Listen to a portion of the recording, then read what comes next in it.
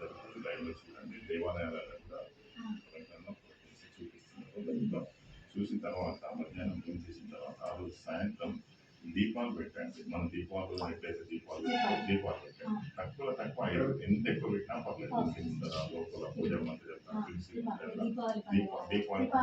దీపాలు పెట్టండి. చేసిన తర్వాత 23వ తారీఖు నుంచి ఈ అక్షింతలు కూడా వెంకటేశ్వర గారు మీరు ఆశీర్వదించుకుని అమ్మగారికి అందరికీ ఆశీర్వదించి అక్షింతలు వినియోగించండి.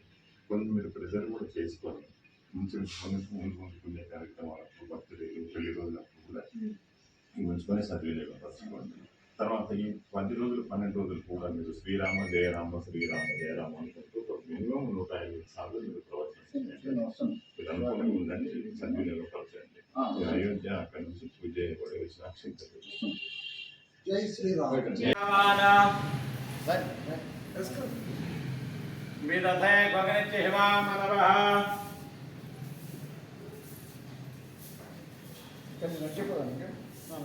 सुरक्ष स्वासुधत्ता बोले राजा रामचंद्र भगवान की, अयोध्या नंदन भगवान की।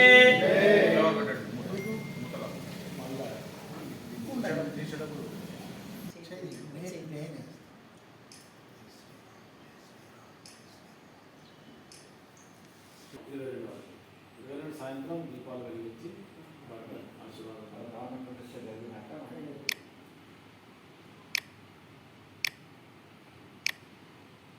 పవిత్రమైన రోజులలో అక్షంతలు వాడాలి.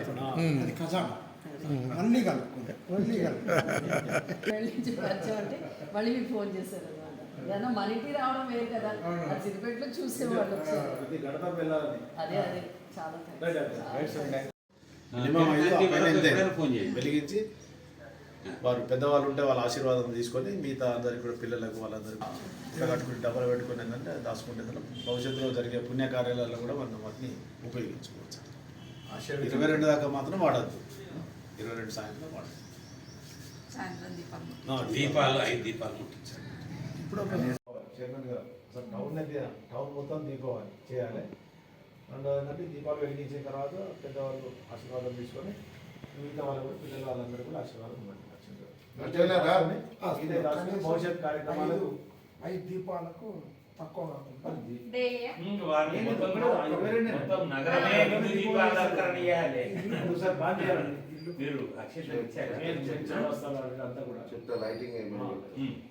ఇవేం చేస్తారంటే ఇక్కడ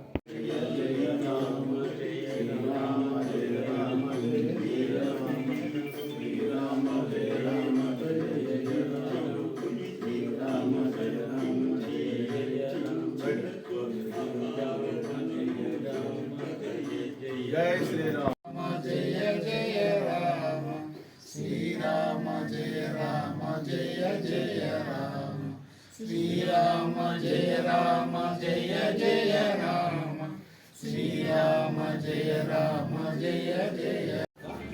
రోజు శ్రీరామ జయ రామ జయ జయ రామ మహామంత్రాన్ని 13 సార్లు 108 సార్లు ఓపిక చదవండి. 22వ తారీఖు దాకా 22 సాయంత్రం ఏంటంటే 5 దీపాలు వెలిగించండి. బయట గోడ మీద దీపావళి పండుగ ఎట్లా చేస్తామో అట్లా.